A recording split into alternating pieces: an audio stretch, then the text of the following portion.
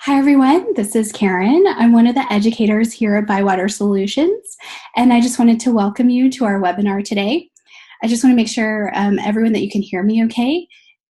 If somebody could just put something in the chat if you're having trouble hearing me, just let me know.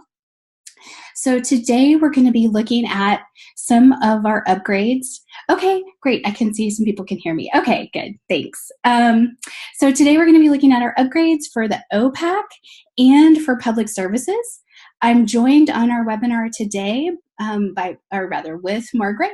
She is the latest addition to the Bywater team. She's been here 2 weeks now, and she's going to be she is one of our support leads. So if you haven't had a chance to work with her yet, you're going to be working with her soon. And she's going to be helping out with questions during this webinar. So I'd like to ask that we hold the questions till the end. Today is a really short webinar. It's probably going to take us about 25 minutes to get through some of these new enhancements. So I will go ahead and mention that we have our webinar upgrade scheduled right here, and Margaret is going to paste the link for this in our chat box. We have several scheduled. This is the second in our series. We have some other ones coming up for circulation and patrons, for technical services, and for administration and reports. We also have some town hall sessions coming up. It's going to be at the end of November and mid-December, and we will send an email out to the partners list when those are ready. To give you all a little information about upgrades, we're going to start upgrading on November 2nd, and we'll continue throughout the month. So all upgrades are going to start after 8 p.m. your local time, and we will populate your staff client with a message that will tell you the date that that upgrade is coming. And just as a reminder, if you experience any issues after the upgrade, be sure to clear your browser's cache. So that would hopefully solve any issues that you'll see. Okay, so these are our sessions. Another resource that I wanted to recommend is our upgrade notes page. So Margaret's also going to post a link to this. And on this page, you'll see the release notes for the Koha community. You can bookmark the new manual for 17.05. We have created a series of blog posts and videos right here that you can watch. We've taken the major enhancements, or the ones that we feel have the most impact, and we have created video tutorials for them and blog posts as well. You can also, of course, find videos on our YouTube channel, Bywater Solutions. So be sure to subscribe to that. You'll get an email whenever we have a new video. We create them probably at least every 2 weeks, if not weekly. So stay tuned to those. We will also have our recorded webinar sessions here, as well as any Q&A from the webinar, from these webinars. And then we have all of our upgrades here. So if you wanted to get all the information about what upgrades are here, you'll find them here. In the webinar today, we'll just be covering the highlights for OPAC and public services. So without further ado, I'll go ahead and get started with these. The first one that I want to talk about is the account lockout enhancement. So in 17.05, now after a number of failed login attempts, a user's account can become locked. You can determine how many login attempts that the user can have, and this is how it looks when that user is locked out of their account. So they will get a message that their account has been locked and they have to reset their password. If we click on that, then that will take us to a password recovery screen. So there are two caveats with this feature. One, you have to have your OPAC reset password preference set. So that will allow your user to reset their password in general. So this is a new preference that came out in 16.11. And here we have library users are allowed to do that. Then you also have to set the preference that talks about failed login attempts. And that preference is called failed login attempts. And you'll see here we have our set to 1, so you can see what happens if the patron fails to log in one time. They get that message. A further thing to note about this preference is that the patron also receives a notification for the password recovery. So I'll show you what that looks like in the patron account here. I'll go into my account and into the notices tab. And then you will see the notification for password recovery. It shows up as well in their patron account. So this is a notice that you can as well customize. You'll see here that our status is pending. So that's set to pending because our test system doesn't send emails out. But for you all, that would either be set to sent or failed, in which case we also have a new preference called resend. So we're going to talk about that in another webinar. But just to let you know, that's also a new preference that we have. Okay, so a couple things here that we have are we have some abilities now in the OPAC, just some usability enhancements. So we will let me go back to the start since I can log in and show you guys those. We'll log into my account here.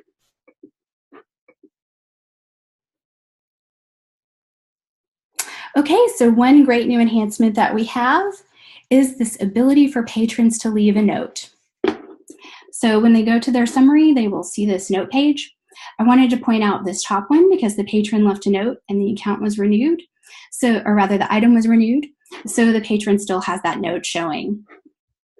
What happens when this note is placed, the patron receives a notification, and as well when the item is checked in, the note shows to your staff side. So I will go ahead and check in this item, and then we should be able to see that notification.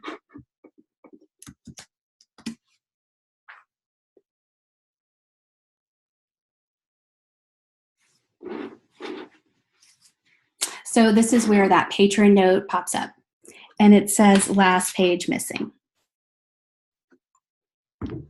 So just a note to our staff to be paying attention for these patron notes. Additionally, there is a system preference that controls this. It is called Allow Checkout Notes. So we'll just take a quick look at that.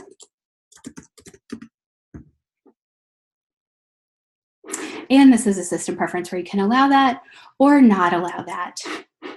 And the last thing to mention about this new enhancement is that your patron will also receive a notification that they have attached a note.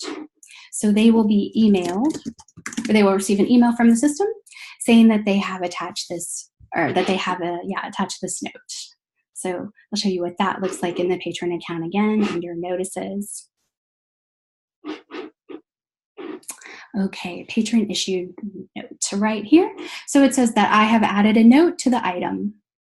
Okay, oh, I see, let's see. I see that Peggy has a question, so I'll go ahead and answer that now since it's relevant. Does the note disappear after the item is checked in? And yes, Peggy, the note does disappear after the item is checked in. So it's something to be vigilant about when you're checking in items.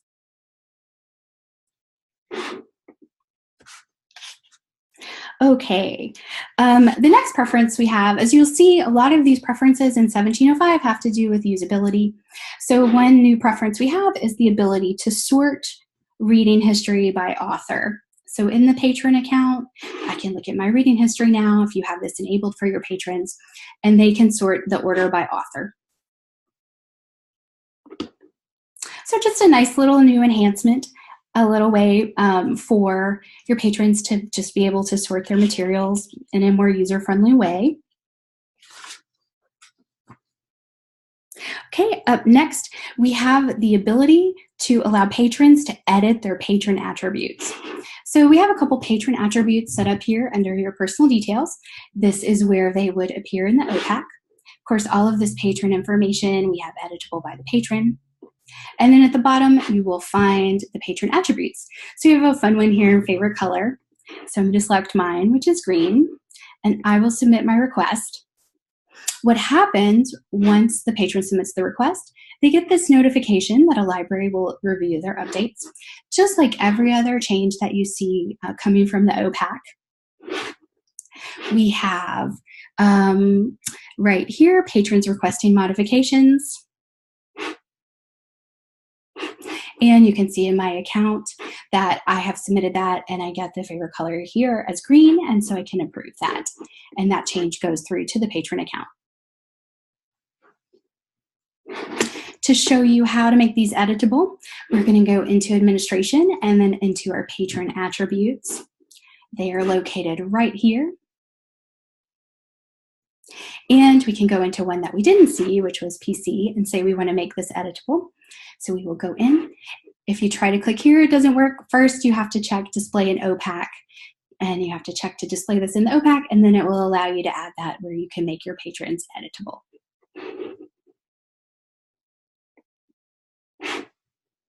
Okay. So now we have another feature here, which is the ability to delete multiple tags at once. So if you have that social feature tag turned on here, the patron can go into their account, look at their tags. And you may remember that in the previous editions, you would see that they had to delete each of these individually. Now the patron, if they add these tags, they can delete them all at once here just by clicking a single button. So just making things a little more user-friendly, a little more customizable, easier for the patrons. Okay, so you may have noticed something different here on the OPAC page. There is this display news section. So this is something that's obviously before you could see news and you could display it in the OPAC. Now you can display news and see it from different libraries. So we have this piece of news, which I'm having set to display to all libraries, but if I wanted to see what was happening in the East branch, I can click on East branch, and I can see that we also have a knitting club meeting happening there. So for all of the multi-branch systems out there, this is a way to share your news out in the OPAC. And so it's always going to be displayed right here, and then the user will be able to select which branch they would like to look at. This is also controlled by a system preference. So we can go into our system preferences here, and this is called OPAC News Library Select. So we will just take a look at that system preference. Oh, okay, OPAC News Library Select. Okay, and if you have it set to display, this is the display that you see. So it will default to whatever news that you have showing for all of your branches, and then it will be customized based on which branch. If we were to turn this off, then we would be able to see, just like your regular OPAC, all of that will disappear. Well, in theory, should disappear. But it looks like I'm displaying news another way. So never mind that theory. But you can see all the branches that way. Okay, so now we have a link to make a new list. This is configured a little differently in Koha. So before you had a link to new list, and that would take you to the list. That would take you to the list general page. But now, if we click new list, that will actually take us to this page where we can create a new list directly. So it just saves your users a step. There has been a lot of usability testing with 17.05, and so this is one of the new enhancements that's coming out of all that testing. Okay, so another new enhancement that we're seeing here has to do with lists and carts. So if we go into our lists, we can see here we have, of course, this option to send a list. So we'll select that. Pop this window over here for you. So this new enhancement is quite small. You may have guessed it's this, please do not use this email to request or renew books. So that wording is now going to populate your ability, or this, rather this screen to send emails. So just to let you know, that's going to be there from now on.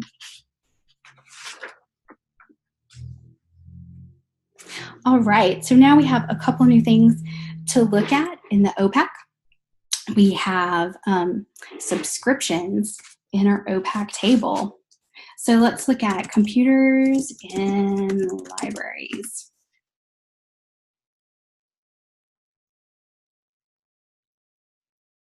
All right, so I'm going to go down here to the third one. So in case your users have been wondering, how many subscriptions are there and where are they, there's a new subscriptions tab, and that will show you all the branches where there are subscriptions. So we can see we have them here at the East Branch, the main library, the South Branch, and the West Library. Additionally, we have a new feature, again, another usability enhancement. Going to look up Newsweek and the OPAC. And this is just something that was created to match what we had in the staff side.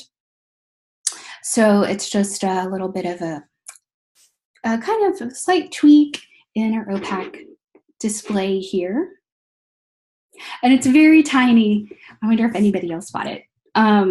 Okay, so right now what happened is the call number has been moved up so that the call number is now located under the branch where that serial is located. So it was in a different location before, so just to make it a little easier for your users to find materials, we have relocated that.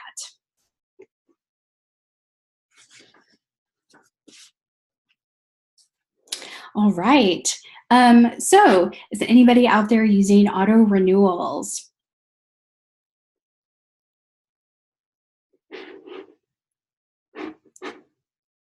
Just out of curiosity. There are a few, okay, looks like we have a response here. A few people, yeah, just raise your hand, I'm just curious. There are a few different, okay, so quite a few people are using auto renewals, great.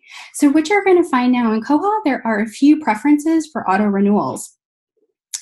So one of them here is an ability to block auto renewals if they are over their fine limit. So that is controlled by a system preference. It is called OPAC Fine No Renewals. Okay, so you see we have our preference OPAC Fine No Renewals here, which is set to $99,999 in fines, which is quite a bit. But this new preference, OPAC Fine No Renewals Block Auto Renew, ties into this preference. So if your patron owes more than this amount, they you have the option of blocking their auto renewals. In this case, we are allowing their auto renewals. So another system preference to be aware of is we now have a notice that is sent out for auto renewals. So I will show that to you. It's in, of course, our tools and notices and slips. So if the patron has their auto renewal completed, this is a great way of letting them know that that auto renewal has gone through. So this new notice is called notification on auto renewing. And you can go in and edit it.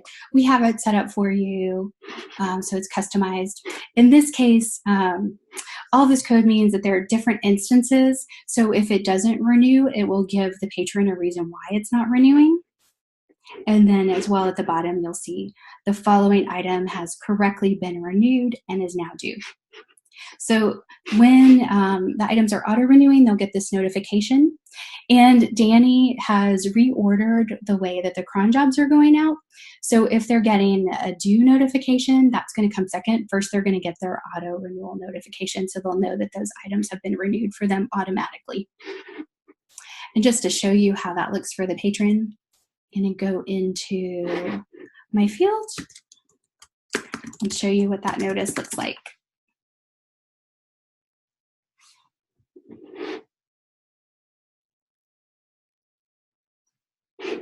Okay, so under my notices here, you can see auto renewals is what it's called. And we can see that my item, the Alchemist, has correctly been renewed and is now due on November 1st. So hopefully that's just another way to communicate with your users what's happening behind the scenes, and they'll know when those auto renewals go through. Okay, so we have 3 new system preferences. Well, we already discussed OPAC News Library Select, so that's a brand new system preference. We also have a new preference here called OPAC Holds if available at pickup.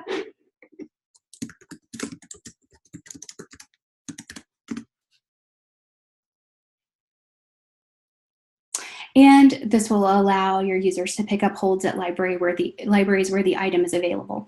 So rather than having it transferred to their home library, they can now pick it up at that library. And linked into this is the OPAC Holds, if available at pickup exceptions.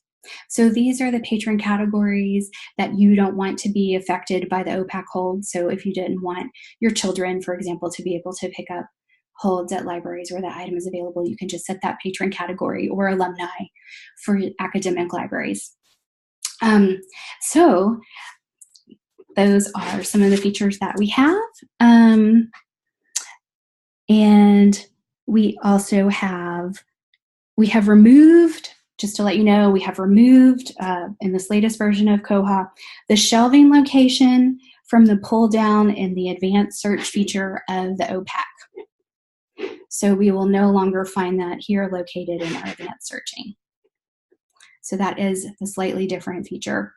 We can still do our shelving location search here on the side, but that has been removed from the pull down menu. Okay, well, this concludes all of the things that I had to mention today. So it's a pretty short webinar day.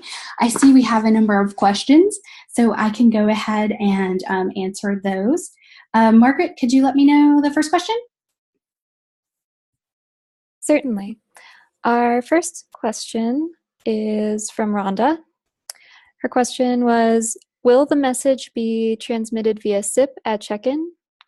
She uses a TechLogic for check-in, and this was when you were discussing patron attributes. Okay, thank you, Margaret. So Rhonda, I am not sure if it's going to go out via SIP. I can check on that and let you know. I'll send you an email, and I will also post the answer to this question here on our upgrade notes page, where we're going to be posting all the answers from the Q&A. So I will definitely check on that for you, and I will have that posted today.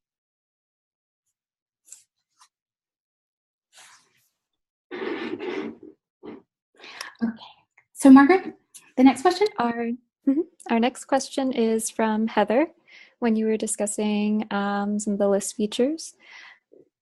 Her question is, our researchers do use the email list function to request materials to be paged to the reading room for their research appointments. Can we get that? Please do not use this to email request or renew wording deleted. Okay, great question, Heather. I am not sure about that, but I will check on that for you. I can definitely see how that would be a hindrance for that function. So I will check on that today, and I will again post that also on the Q&A from the upgrade so that you all know.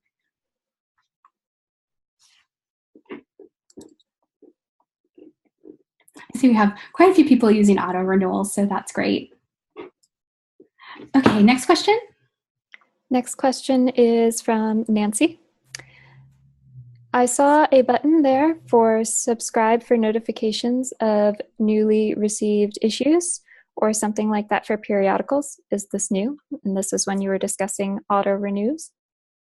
So yes, Nancy, that is a new feature. So we're going to talk about more of those features in our technical services webinar, but that is a new feature that now shows up to subscribe. And that's available through the routing list.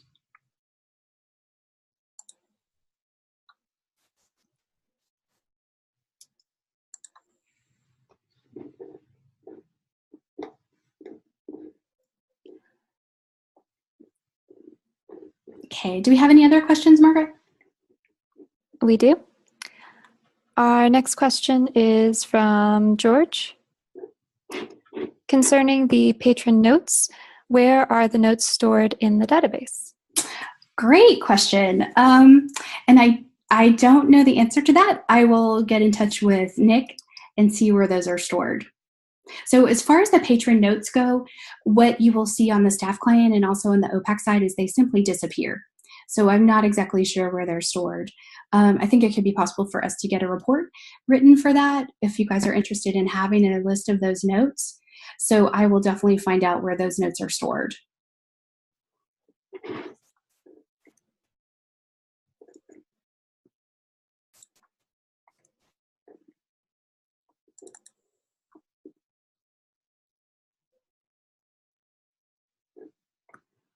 And again, to mention, like I did the check-in through the search bar, but also if you check in the item on the patron account, that note will also show up again. So you can check it in either way in Koha and those notes still show. Okay, I see Jean has left a comment that she would love to have a report of all the patron notes. Okay, great. So we will work on getting those put together so that it will be there, and I will post that as well in our Q&A session. Yeah, sure. I'll see if I can get the code and post it for you guys.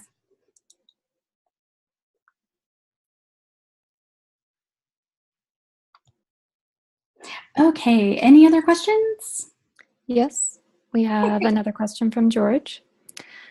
With the new display, when the patron logs into their account and you have the drop-down turned on, do they see the news for all libraries plus their local library news, or do they just see the all library news? In other words, do they have to make a choice when this is turned on? So they would automatically see the news from their library as well as all library news.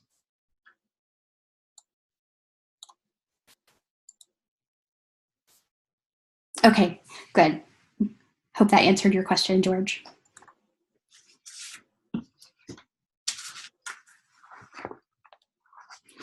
Okay, next question. We have a question from Peggy. Where was the shelving location removed from for searching? Okay, Peggy, that was removed from, there was a pull down on search in the advanced search feature.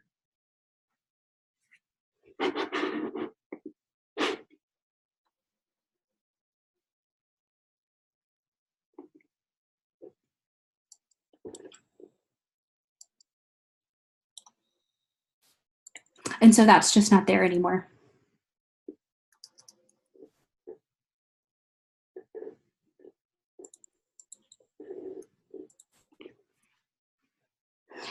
Okay. Yes, right. So Peggy says, so we could choose keyword or author and shelving location. Oh yeah, thanks George for pointing that out. Exactly. Yeah. And so you wouldn't find the shelving location there anymore. Instead it's here. Or it was there before, of course you guys know that, but that's just where the only place it is now.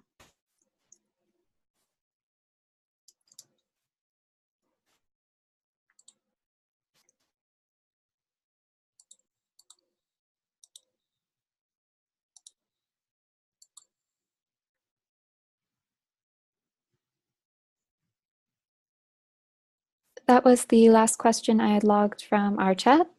Does anyone have any more questions?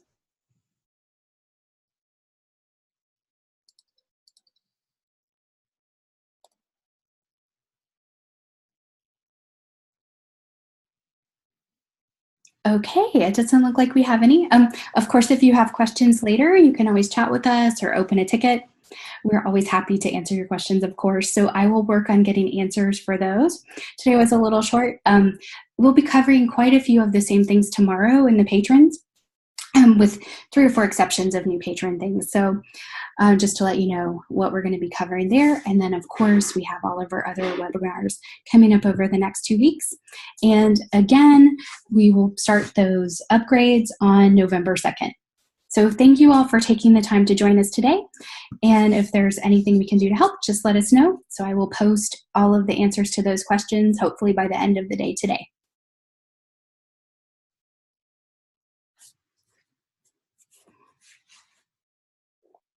Okay. George says it's the shortest session he's ever been to. Well, I hope that's a good thing. Okay. Okay. Okay, great. Well, thank you all so much for coming today. It was so nice to have you all here. We had great attendance. So hopefully I'll get a chance to work on some of your tickets in the future or get to know you. So thank you all again for taking the time to come. Okay, I'm going to go ahead and close down the webinar now. And so I hope to see you on some other webinars in the next 2 weeks.